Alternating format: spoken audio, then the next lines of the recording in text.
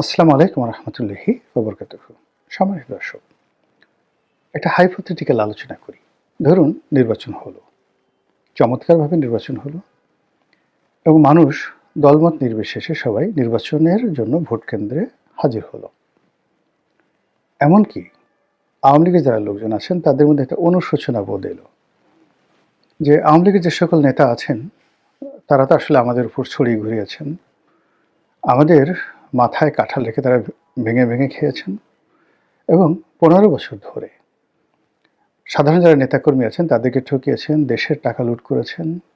আর সাধারণ নেতাকর্মীদেরকে বিপদের মুখে ফেলে দিয়ে তারা London, America, Jeddah, Dubai, Russia, Malaysia, Singapore সব দেশে গিয়ে পায়ের উপর পা তুলে মৌজ মারছেন আর বিদেশে বসে বড় বড় কথা বলছেন। আর বাংলাদেশে যারা আছেন কেউ পালিয়ে আছেন, কেউ জুলুম অত্যাচারের শিকার হচ্ছেন, একটা বিরাট অংশ জেলখানাতে আছেন, ইত্যাদি ইত্যাদি সব কিছু। কাজেই তাদের ভিতরে একটা অনুশোচনা হলো, বাদ দেন এই সমস্ত ব্যাপারে, গণতন্ত্র আসুক, সুশাসন প্রতিষ্ঠিত হোক, আমরা যে ভালো প্রার্থী যাকে পছন্দ হবে তাকে আমরা ভোট দেবো এবং এজন্য আওয়ামী লীগের সকল ভোটাররা ভোট কেন্দ্রে গেল। এরকম একটা হাইপোথেটিক্যাল চিন্তা আমরা করি, অনেকটা ডক্টর মোহাম্মদ ইউনূসের মতো। তো এরকম যে একটা অবস্থা হয় তাহলে ১৩ কোটি ভোটার, মানে ১৫-১৩ কোটি ভোটার, সেই ১৫-১৩ কোটি ভোটারের মধ্যে যদি 80% ভোট কেন্দ্রে উপস্থিত হয়, কত হয়? কত ভোটার হয়? প্রচুর ভোটার উপস্থিত হবেন। এখন এই যে ভোটার ধরুন ১৫-১৩ কোটি ভোটার, এর মধ্যে 80% ১০ কোটির বেশি হবে। ১০ কোটি ধরে একটা রাউন্ড ফিগার ধরে আমরা আলোচনা করি। তো এই ১০ কোটি ভোটারের মধ্যে 54% ভোটার কারা? মহিলারা। 54% ভোটার হলো মহিলারা। তো তারা কাকে ভোট দেবেন? তারা কি ভোট কেন্দ্রে আসবেন? তারা কি পুরুষদের মতো সচেতন? তারা কি পুরুষদের মতো দলবাজ? নাকি তাদের গতি প্রকৃতি এবং চিন্তা চেতনা ভিন্ন এবং ভোটের ময়দানে তারা কাকে কিভাবে ভোট দেন এই বিষয়ে কি আমাদের কোনো জরিপ আছে? এই বাঙালির যে মন, আমাদের দেশে যেমন গান আছে, উজান গাঙের নাইয়া, আমায় এত রাতে কেন ডাক দিলি প্রাণ কোকিলারে, বা শোনো তাজেল গো। মানে এই যে আবহমান বাংলার যে প্রকৃতি পরিবেশ এবং গান, নারীকে নিয়ে যে গল্প, কবিতা, উপন্যাস, এটার সঙ্গে রাজনীতির কি সম্পর্ক? রাজনীতির ময়দানে নারীরা কিভাবে সিদ্ধান্ত নেয়, এটা নিয়ে কি আমাদের যারা রাজনীতিবিদ তারা কি গবেষণা করেছেন? করেননি। আমার নিজের একটা অভিজ্ঞতা বলি। আমি যখন ২০০৯ সনে, মানে ৮ সনে ইলেকশনের জন্য গলাচিপাতে গেলাম, তো সেই সময়টিতে যেটি হলো, বয়সে তরুণ ছিলাম, তারুণ্য ছিল, প্রচণ্ড গতি ছিল। ওই সময়টাতে আমার যারা প্রতিদ্বন্দ্বী ছিলেন যথেষ্ট শক্তিশালী ছিলেন। বিএনপির প্রতিদ্বন্দ্বী অত্যন্ত শক্তিশালী ছিলেন। আর আওয়ামী লীগে আমার যারা বিরোধিতাকারী ছিলেন তারা বাংলাদেশের প্রেক্ষাপটে সবচেয়ে মেধাবী রাজনীতিবিদদের মধ্যে অন্যতম। তো সকল মেধা এবং যোগ্যতা, মানে এটা, মানে আমার যে গতি ছিল, তারুণ্য ছিল, সেই তারুণ্যের কাছে পরাজিত হয়েছিল। তখন হঠাৎ করে একদিন এক ভদ্রলোক বিএনপি করেন, একটা কলেজের প্রিন্সিপাল। তো উনি খুব বেশ স্ট্রেট এবং ফরওয়ার্ড ওয়েতে, যাকে বলা হয়, আমাকে বললেন যে আপনি আসছেন, আপনি তো একটু ইয়াং, এখন আপনার বয়স আছে, এই বছর না হলেও ভবিষ্যতে হবেন আর কি। তো ভবিষ্যতে মানে আমি বিব্রত হলাম না। আমি তারা বললাম যে ভাই আপনাকে একটা কথা বলি, আপনার বয়স হয়ে গেছে, আপনি এখনও তরুণদের মন মানসিকতা সম্পর্কে বুঝতে পারেন না, নারীদের মন মানসিকতা সম্পর্কে বুঝতে পারেন না। আপনি আর বছরখানেক পরে রিটায়ার্ড করবেন, ইউর এজড ম্যান। আপনি লিখে রাখেন, আপনি ভোট আমাকে দিবেন না, কিন্তু আপনার স্ত্রী এবং আপনার সন্তানেরা আমাকে ভোট দেবে। লিখে রাখেন আপনি, এবং আপনাদের এই তাদের ভোট নিয়ে আমি পাশ করব। পরবর্তীতে আমি খোঁজ নিয়েছি, দেখলাম যে আমার সেই প্রেডিকশন ঠিক হয়েছিল। ওই ভদ্রলোক আমাকে ভোট দেননি, কিন্তু তার স্ত্রী এবং সন্তানেরা আমাকে ভোট দিয়েছিল, অথচ আমি তাদের কাছে যাইনি, বলিনি, এবং এই যে ভদ্রলোকের সঙ্গে আমার যে কথাবার্তা হয়েছে এটা আমি আর এই ভদ্রলোক ছাড়া কেউ জানেননি। এই হলো বাস্তবতা।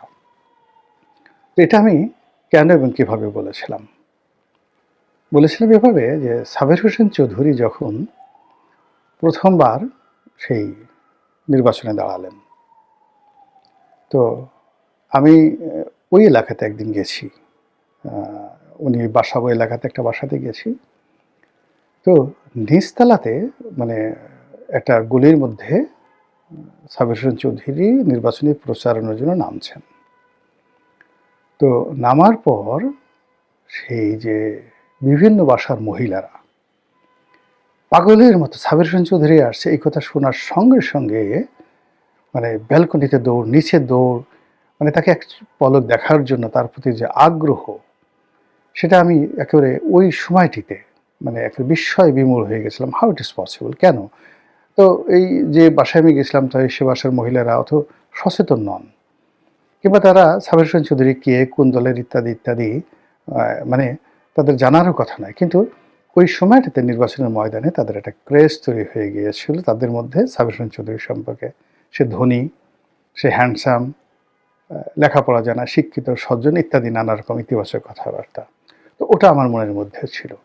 তা আমি যখন নির্বাচনের ময়দানে গেলাম, তো সঙ্গতির কারণে আমার যারা প্রতিদ্বন্দ্বী বিএনপি, আওয়ামী লীগের, তারা ওখানে অত্যন্ত পরিচিত মুখ। তারা কি ভালো করতে পারেন, কি মন্দ করতে পারেন, এটা সবার মুখস্থ। তাদেরকে নিয়ে মানুষের কোনো আশা ছিল না।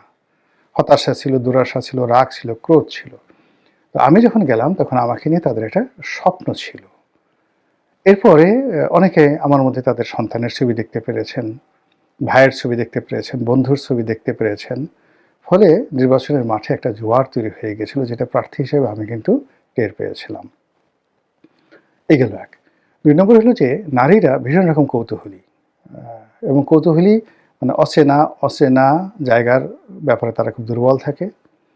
২ নম্বর হলো তারা সাবমিশনটা খুব পছন্দ করে, বিনয়টা খুব পছন্দ করে, ভদ্রতাটা খুব পছন্দ করে, এবং মানসিকভাবে ধর্মপরায়ণা হয়ে থাকে।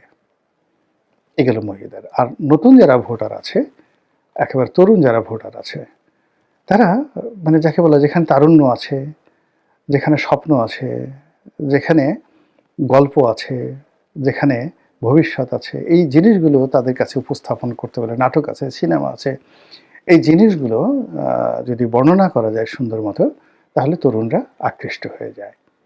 আমি ছোটোকালে আমরা যখন সেই আমাদের তো পুরো পরিবারই আওয়ামী লীগ করতেন। তো আমাদের গ্রামে সেই 4-5 যারা পড়তো, আপনি চিন্তা করেন সেই বঙ্গবন্ধুর জামানাতে, আমার এখনো মনে আছে। তো বঙ্গবন্ধুর জামানাতে যখন জামায়াত ইসলামী নিষিদ্ধ, তখনও তাদের কার্যক্রম কোন পর্যায়ে ছিল যে একটি প্রাইমারি স্কুলে ক্লাস 4-এ পড়ে যে ছেলে, হাই স্কুলে ক্লাস 6-এ পড়ে যে ছেলে, তাদেরকে শিবিরে উদ্বুদ্ধ করার জন্য দলে দলে জামাতের লোক বিভিন্ন স্কুলে, প্রাইমারি স্কুল এবং মাধ্যমিক স্কুলে ঘুরে বেড়াতো। আমার নিজের চোখে দেখা। আমার এক চাচাতো ভাই আমার কাছে আসছে, আমার 1 বছরের ছোট, মাত্র 1 বছরের ছোট। ও সেদিন আমাকে স্মরণ করে দিল যে ভাইয়া ওই দিন ওই বয়সে আপনি আমাকে গালি দিয়েছিলেন। আমি তখন 5-এ পড়ি, ও তখন 4-এ পড়ে। ও আমার কাছে আসছে যে এরকম শিবিরের একটা দাওয়াত আছে, ভাইয়া আপনি যাবেন কিনা? এখনকার 4-এর ছেলেরা এটা কল্পনাই করতে পারা যায়, কিন্তু আমাদের গ্রাম বাংলায় ক্লাস 4-5 ছেলেরা আমরা ওই সময়টাতে বেশ ম্যাচিউর ছিলাম। তখন আমি তাকে একটা বকা দিয়েছিলাম যে শফি, ওর ডাকনাম শফি। শফি, তোমার এত বড় সাহস, লেখাপড়া ছেড়ে তুমি এই সমস্ত আজেবাজে জিনিসের মধ্যে জড়িয়েছো, যাও। তো ও আমাকে এই কয়দিন আগে বলে যে ভাই আপনি মনে আছে ওই সময়টাতে আপনার ওই পার্সোনালিটি ছিল যে আপনি আমাকে একটা গালি দিয়েছেন। আমার জীবনে শিবির করাও হয়নি, আর কোনো কিছু করা হয়নি, কিন্তু আপনি এই যে আমাকে গালি দেওয়ার যে সক্ষমতা অর্জন করেছেন, সেখান থেকে আল্লাহ আপনাকে কোথায় নিয়ে আসছে, এই কথাগুলো তারা বলছিল।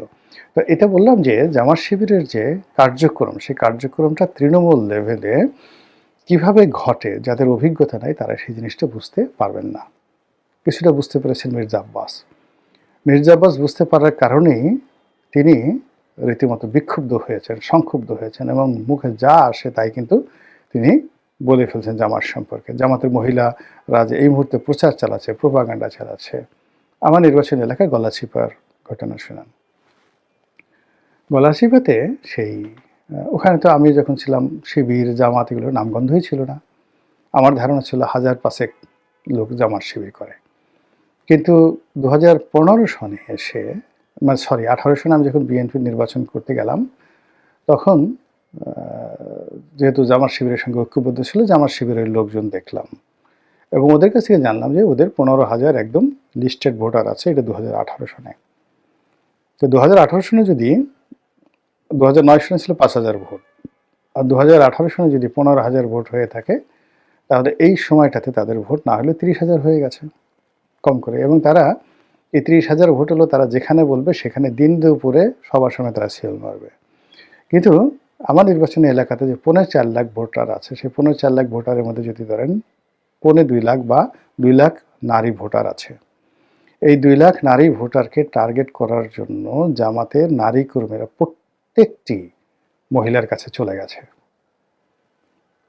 তাদের যারা প্রতিপক্ষ মিছিল করছে, মিটিং করছে, স্লোগান করছে, এক পক্ষ আর এক পক্ষকে হুমকি ধামকি দিচ্ছে, কিন্তু বুকের মধ্যে একটা কোরআন শরীফ রেখে, একটা জায়নামাজ নিয়ে, একটু আতর নিয়ে, মানে কোনো মহিলার কাছে গিয়ে জামাত ছাড়া এই পর্যন্ত কেউ দাওয়াত পাঠায়নি।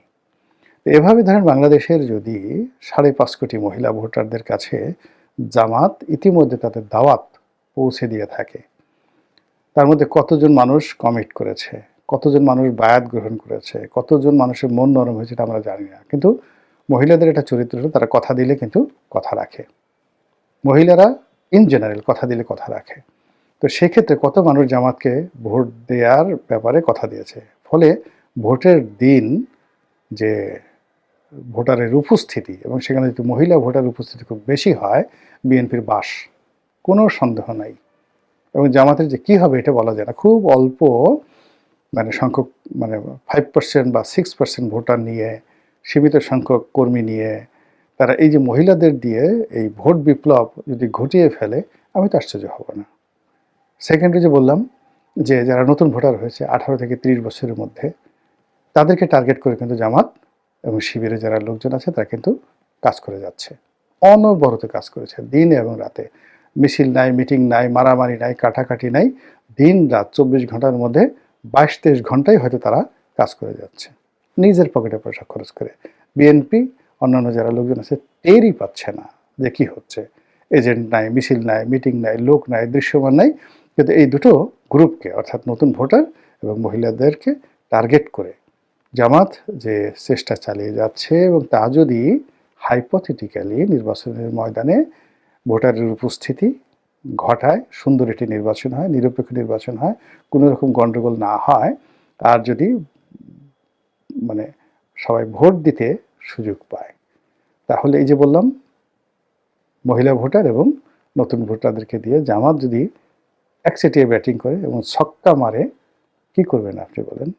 আমাদের গ্রাম অঞ্চলে গালকে বলে টাউয়া। নিজের টাউয়া ধরে টানাটানি করা ছাড়া আপনার আর কিছুই থাকবে না। আসসালামু আলাইকুম রহমতুল্লাহি ওয়া বারাকাতুহু।